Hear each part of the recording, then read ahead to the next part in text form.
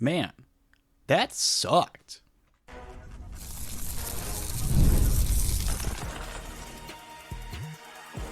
You are Locked On Rangers, your daily Texas Rangers podcast, part of the Locked On Podcast Network, your team every day.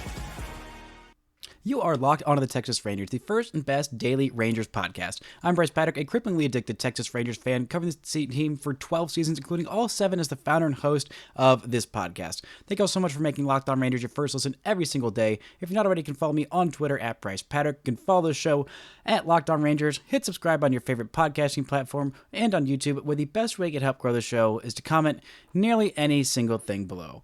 Now, on today's show, we're talking about this absolute dumpster fire of a weekend, what the heck went wrong, and why it, even though it's early on in the season, this is an absolutely inexcusable way to finish a weekend. Before we get into all that, this episode is brought to you by Monarch Money. Take control of your finances with Monarch Money. Use code LOCKEDONMLB at monarchmoney.com for 50% off your first year.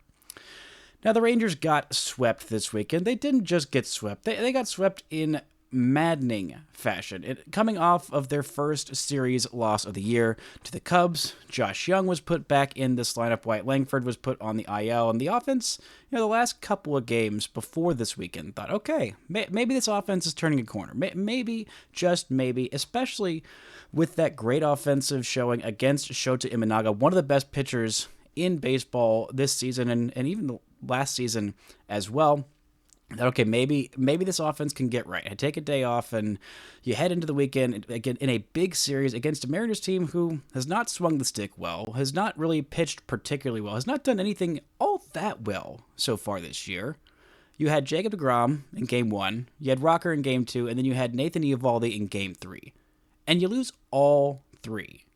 You average 2 runs per game in this series, 2 in a drubbing on Saturday, 3 in a game that should have been won on Friday, and then just 1 run on the Dustin Harris home run in the finale, capping an absolutely inexcusable level of offensive and just overall ineptitude in this game, in this series. Just not good. Not good at all. Just everything about this weekend just makes me want to throw up and die, which very baseball-like. In the first, we're literally less than 3 weeks into the season, and already I'm talking about throwing up and dying because of one weekend series. It's honestly so baseball. It was so easy to not overreact to every single series when the Rangers had no expectations, but the last couple of years, there have been expectations. The wild oscillation between utter euphoria and utter disappointment in 2023. It was a wild ride, and last year it was mainly just disappointment. And this year, this is a team that should be much better than they are. They should be hitting much better than they are, but this team couldn't do anything this weekend against the Mariners pitching. And yes, the Mariners have a good pitching staff. Yes, overall the Mariners, it's hard to score runs in Seattle in general, but especially early on in the season. But you know who has good pitching? You know where it's hard to score runs, where it's cold? In October, in the postseason. When you're facing off against the best, you don't just face a random bad start. You got to hit then. And if this is a team that wants to have any expectations, because right now, those expectations are coming way, way down. I'm hoping for maybe an 85-win season after how this team has started the year. But this just has not been the team that we expected going in. And it's not just because Wyatt Langford's hurt. It's not just because Corey Seager had a rough start. It's just because everywhere this team is looking fallible in ways that we did not expect. I mean, Nathan Eovaldi not having a great start, not a bad start on Sunday, but wasn't good enough. And Jacob deGrom so far, he's looked human. He's got a 4.30 ERA in 3 starts. He hasn't even averaged 5 innings per start. And the thing that's most worrying is that he's got 6 walks and 4 home runs in 14 2/3 innings. That's not Jacob deGrom. Something is off with deGrom, and no, it's not just because he's throwing a little bit less hard. I mean, he's averaging 96.6 miles an hour with that 4-seamer. That's not that far off of what he was doing in 2024. It's a little bit off of what he was doing in 2023 and years prior. But I looked into the metrics. It's just whenever Jacob deGrom got to 2 strikes, he couldn't put hitters away. And that part is confusing and scary and frustrating and just very, very worrying.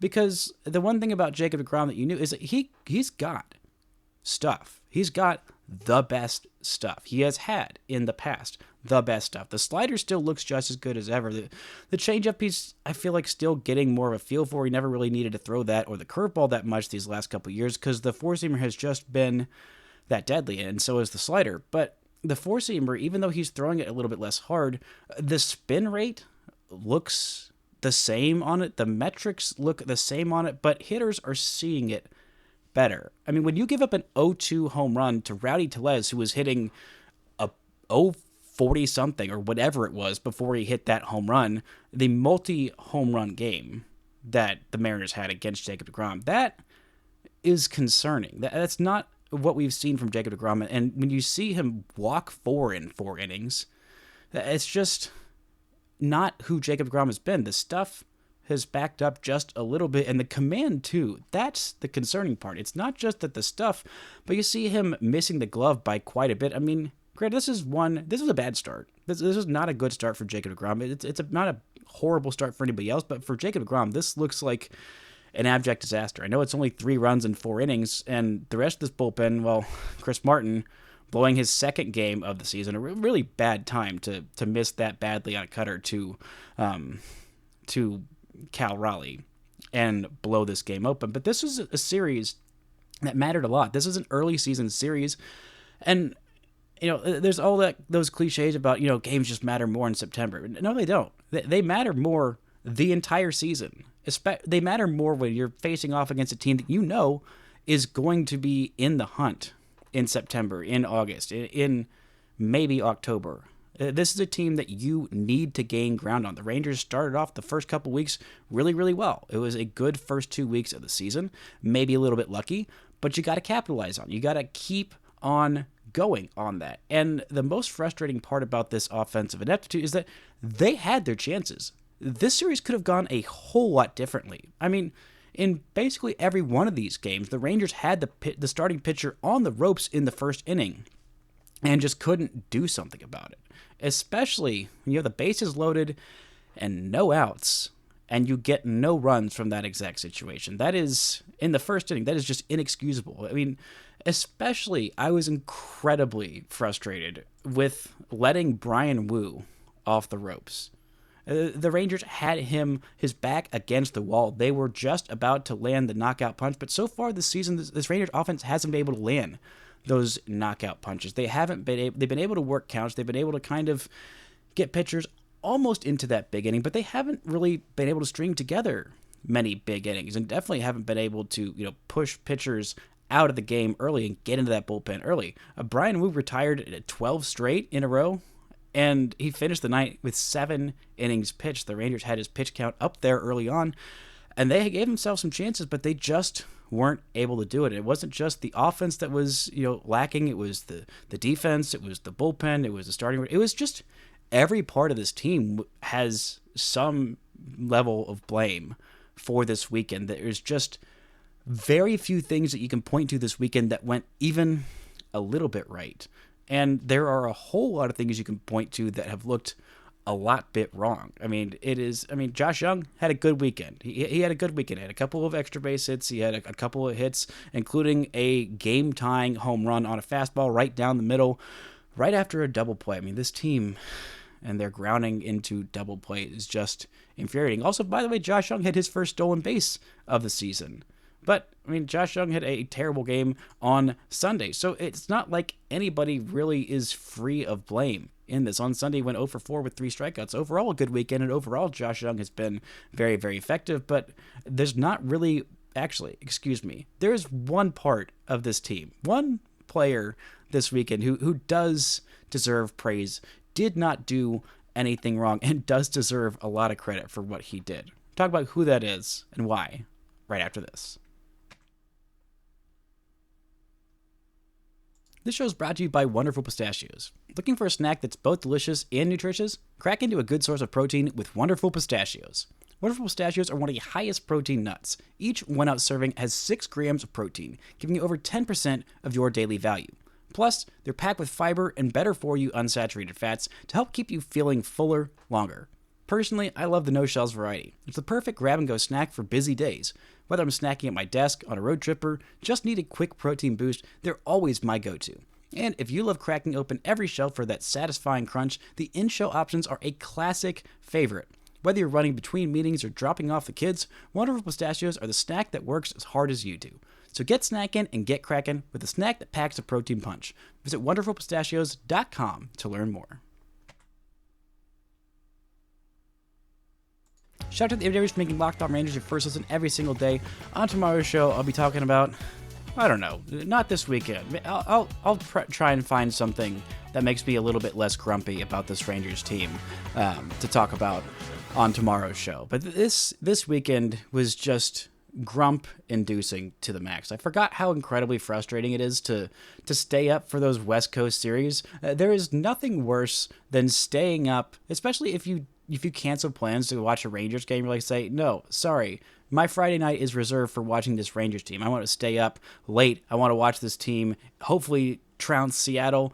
And then they lose in the way that they do, and you think, okay, well, not only did I rob myself of joy of going and doing something fun, but I also stayed up late. I'm also going to need to sleep in tomorrow. I also ruined my sleep schedule just to watch this put me in an incredibly foul mood. But there are a couple, not just one player, because I realized in my grumpiness that I let it go too far. There were two players this weekend that did good things, very good things, that deserve no blame whatsoever. And that is, of course, Joshua H. Pookie Smith. He deserves absolutely no blame. He has never done anything wrong in his entire life. God bless him. What a weekend. But that's nothing new. But a guy who deserves a whole lot of credit this weekend, who had a couple of very, very big appearances, Hobie Milner, still has not allowed an earned run. Came in an incredibly difficult situation with the bases loaded and no outs and gets out of it.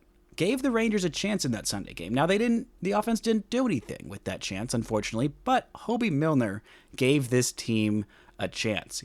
Comes in to replace Nathan Eovaldi after a not great day for Evo.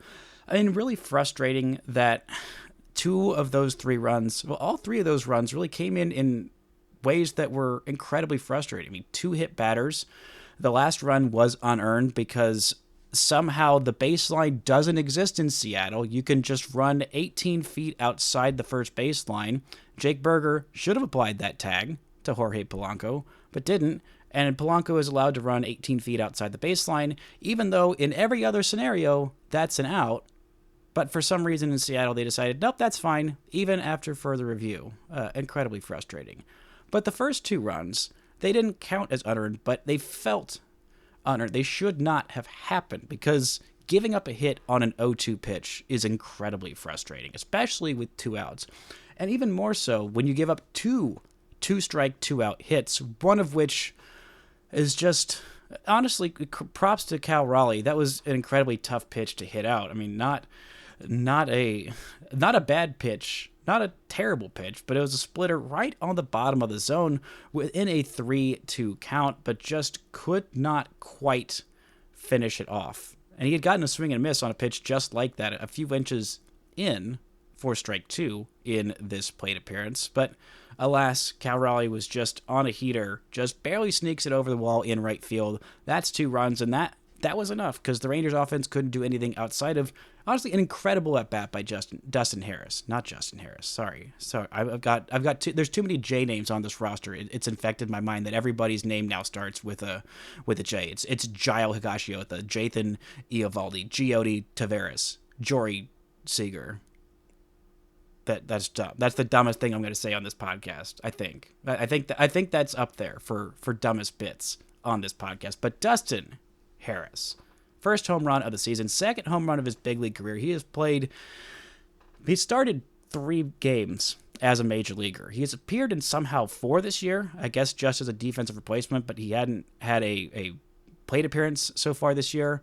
But a 7-pitch at bat where he takes a hung slider and bangs it, absolutely destroys it to right center field. For those of you calling for Dustin Harris to play every single day, you know what? At this point, try something. Do something. I mean, Dustin Harris, it's not like he was anything indicative that he would, do something like this with how he did in spring training or even in Round Rock for the first 9 games of the season. In Round Rock, he's hitting 184. He's got a 264 on base percentage, and he doesn't have a single extra base hit.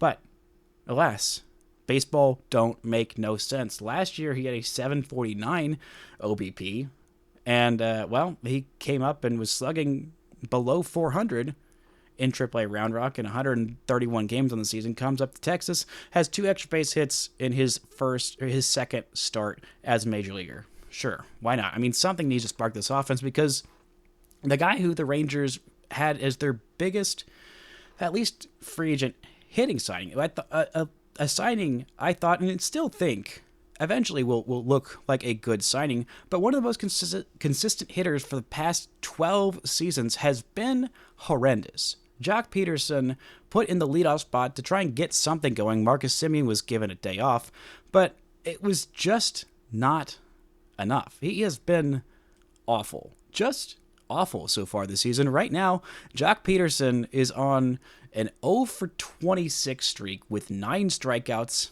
does have 3 walks. He has been truly terrible in clutch situations, which you would rather the guy who is going to be hitting, or was theoretically going to be your cleanup hitter for a large chunk of the season against right-handed pitching. You would like that guy to be good in clutch situations, but he's got 7 games where he's got an at-bat or plate appearance with a runner in scoring position. In those plate appearances, he is 0 for 10 with 1 walk, 3 strikeouts, and 3 double plays grounded into. It's just been bad. The bat speed's still there, and he's not expanding the zone, but he's striking out a lot more, and he's not hitting fastballs. This was a guy who was touted as, the Rangers need somebody who hits fastballs, and he's swinging and missing through fastballs in the zone. There may be quality pitches in the zone, but there's still fastballs in the zone.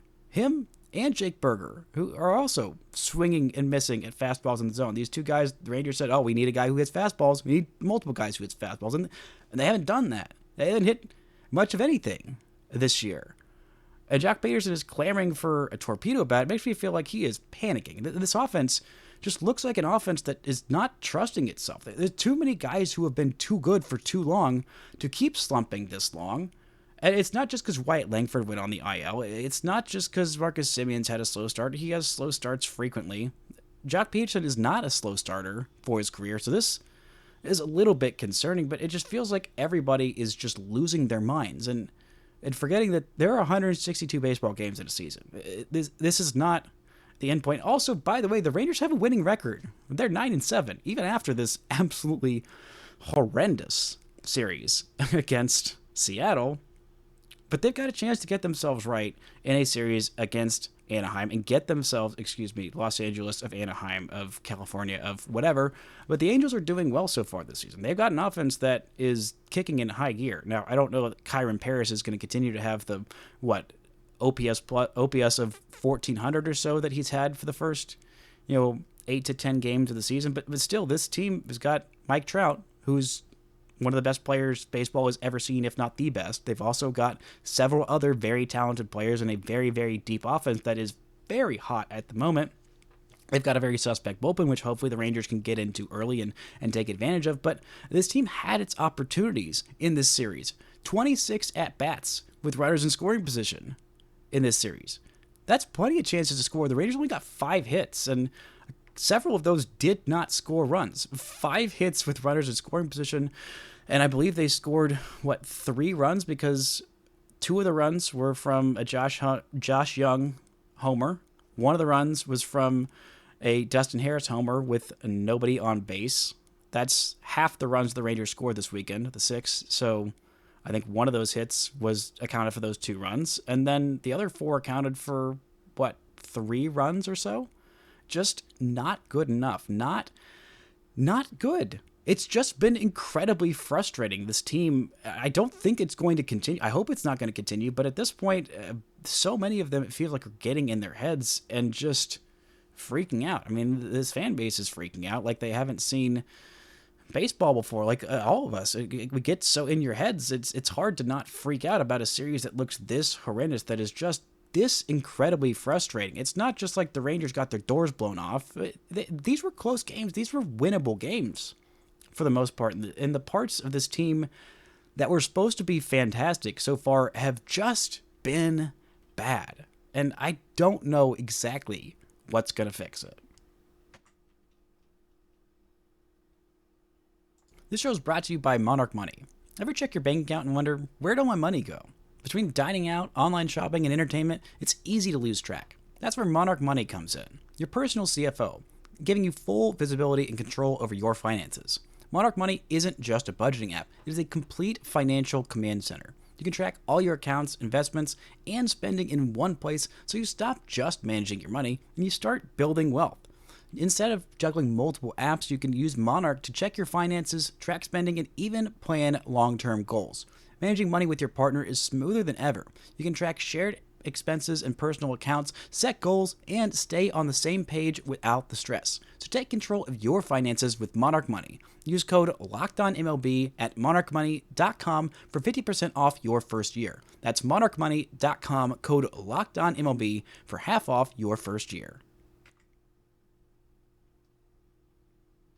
Shout out to the everyone making Locked On Rangers your first listen every single day. On Wednesday's show, I'll be back and hopefully talking about a absolute offensive bonanza against the Angels and Yusei Kikuchi. He has not been great so far to start the season. He's a talented pitcher, but it's just, I'd like for one game, hopefully this week, probably not against the Dodgers, but honestly maybe against the Dodgers with their lack of pitching depth with so many injuries, including one to Blake Snell. Maybe this is the week that the Rangers have their first just offensive explosion of a game. The Angels are a decent bet to do that against. But overall this weekend is just, it just sucks. There's not a whole lot more that I want to dive into in depth at this moment. It doesn't feel like it's been long enough to draw any grandiose trends. I mean, overall, the Rangers are 9-7. Honestly, this was a predictable series for the Rangers to lose. But unfortunately, it's just nothing went the Rangers' way in this weekend series. There's a lot that has not gone right this season, like I said, with Jock Pederson. But overall, there have been a lot of things that have gone right. Overall, Nathan Eovaldi has been good. Tyler Mahle has been exceptional. Jack Leiter has been good. I don't know exactly what the rotation is going to look like this week because right now this is Jack Leiter's spot in the rotation on Tuesday. I should say the Rangers getting an extra day off. I would imagine that Patrick Corbin's start gets skipped because this is 2 off days in the span of 5 days, 3 on and 2 off in this span. So maybe the Rangers will see Tyler Mahle and throw him on Tuesday in this opener, and then who knows exactly what's going to happen for the rest of the series. Jack Leiter isn't eligible to return from the IL until the 18th, that first game against the Dodgers. So maybe we'll see Mahle, and then we'll see, who knows. Maybe Patrick Corbin will start one of these games, and we'll only get 2 Patrick Corbin starts. But at this point, it has just been an incredibly frustrating point in the season. The starting pitching, even though it's been, mostly good. Jacob deGrom getting the loss. The Rangers have lost 2 of the first 3 starts of Jacob deGrom. Actually, they might have lost all 3 of his starts so far. No, they just lost 2 of 3 starts because they won that first start when Jacob deGrom was not spectacular against the Boston Red Sox. They won 3 of those first 4 games. And yeah, the Rangers were due for a little bit of luck regression. I mean, their Pythagorean record was much better. They're, I think, still undefeated in 1-run games at this point because they lost some 2-run games that were much closer. Yeah, still undefeated, a 5-0 in 1-run games at this point. But this team needs to turn it on and turn it on quick. And there's not a whole bunch of magic little buttons that the Rangers can press to fix this offense. You may think that just benching Leody Taveras is going to fix everything. It's not. He's been bad. He is getting worse by the moment. These defensive lapses, including a triple by Julio Rodriguez that should have been at most a single. There have been just quite a few, honestly, pretty inexcusable defensive miscues by Leody Taveras, including that fly ball that started that 4 unearned run 8th inning in a game where the bullpen just absolutely collapsed on the Rangers in the middle game of that Cubs series. There's just been a lot of miscues for Leody, and even though he's been great running the bases, it's not enough. It's not enough, and there's not much else happening that you can just plug in one guy and say, okay, well, this guy sucks, so fix this. It's just been so many holes in this offense all the way up and down the lineup. Adolis has been fine. Young's had some really great moments. Heim has been overall a big offensive boon. Corey Seager's turning it around, but I mean, Simeon has yet to get it going. Smith has been really the only consistent offensive bright spot, and maybe whenever Wyatt Langford comes back and this offense is actually at full strength for the first time all season, outside of those 7 innings that the Rangers got it at full strength in that series against the Cubs, that middle game that the bullpen ended up blowing it, maybe then this offense will start clicking on all cylinders. But it just feels like it's been a very, very whiny episode. And I've looked a lot in the minor leagues for positive spots, but there's not a whole lot of help coming for the bullpen, even with these bullpen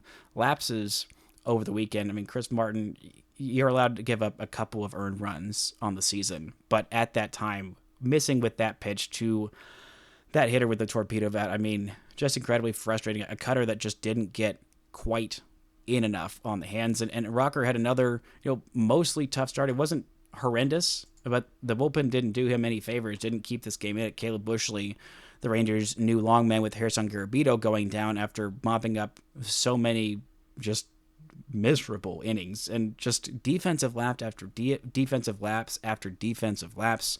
I mean, it just sucked. This weekend sucked. I wish that there was a whole lot going right on the farm that I could say, oh, no, this guy's going to come up and help. This guy's going to come up and help. But that really hasn't been the case so far. I mean, Winston Santos, the Rough Riders opening day starter, has not pitched since opening day. I have not seen him on the schedule to pitch at any point in this series. It's been over a week, and I have heard nothing. And he didn't even make it through 3 innings, despite getting 6 strikeouts. Just a little bit, more than a little bit concerning. Also, apparently, last I heard, Alejandro Rosario has not had Tommy John surgery despite getting diagnosed with a torn UCL about 2 months ago. I have no idea what the heck the deal is with that. The Rangers have said there is something that is holding up the surgery, some other issue. I don't know what that is, but sure, it's been 2 months, so that delays his return to maybe he's going to miss all of 2 seasons with this as opposed to just 1.5. And Emiliano Teodoro, who the first couple of outings, first 3 outings or so of his AAA debut season, I should add, in the bullpen, looked amazing. And then the last 3 have been just a disaster. But, it's fine. We're 3 weeks into the season, but there is one bright spot. This has been a very Bryce is grumpy episode, and I don't want to just be all grump and dump at this point. There are a few bright spots. I mean, Josh Smith looking amazing. Maybe he's monstered the whole rest of the Rangers offense, and they have to sacrifice Pookie hitting for the rest of the Rangers offense to figure things out. I don't think that's the case because, it's just all Joshes have done well so far this season. But if there is one big bright spot so far this minor league season, it is Cam Cauley. Cam freaking Cauley has been exceptional so far this minor league season. The Rangers' 3rd round pick back in 2021 out of Barbersville High School in Mont Belvieu, Texas, a Texas native. He is just 22 years old, and through 9 games so far in Frisco, this young kid has been absolutely exceptional. 8 walks to 6 strikeouts, hitting .364, an on base of .476, slugging .606, hit his first Double-A home run last night or yesterday afternoon, as did, not his first Double-A home run, but his first home run of the season, Sebastian Walcott. Both of those 2 youngsters in the middle infield getting their first home runs of the season. But a 1,082 OPS for Cam Cauley, a guy who is described as a gamer, an elite defender at second base, and a pretty darn good one at shortstop. He's also played a game in center field so far this year, which I don't know if he has done at any other point in his minor league career, but he played a full game there. He's played 6 games at second. He's played 2 games at shortstop so far, and he has just been on fire. And he is a kid who I really, really like. I think he was the first guest on Locked On Rangers, the first Rangers minor leaguer on Locked On Rangers. That was actually 3 years ago at this point. Got to meet him for the first time at Double-A Frisco's Media Day last 2 weeks ago. I don't know. I think it's been 2 weeks. It was before the start of the season, but he has been an absolute bright spot so far this season. Overall, Sebastian Walcott has done pretty well so far this season. Not anything, lighting the world on fire, but he's walked, 3 times. He had a 4 strikeout game the other day, but he followed that up with a multi-hit day. He's got 6 RBIs in 8 games so far this season, and he's 19 in Double-A. That's pretty darn special. But with what he has been doing so far, also for those clamoring for Alejandro Ozuna, who had a fantastic spring training to just come up and immediately fix this Rangers offense, he's hitting 209 right now with a 641 OPS in 48 plate appearances so far in Double-A Frisco. Not to begrudge the kid, they've been quality at bats, but he is not ready to come in and immediately save this Rangers offense. They need more than just one guy to save this Rangers offense. They just need everybody to just remember how to hit good, and hopefully that's going to happen at some point this week. Otherwise, I think we're going to see a little bit more of Grumpy Bryce in the near future. Hoping that's not the case and that they can just let this weekend be crap, take a day off, and just remember how to do baseball good in this series, this week homestand against the 2 LA teams. That's going to do it for today's show. Thank y'all so much for listening and subscribing. And I know it sounds ironic after the 30 minutes of whining and moaning, but don't forget to enjoy baseball.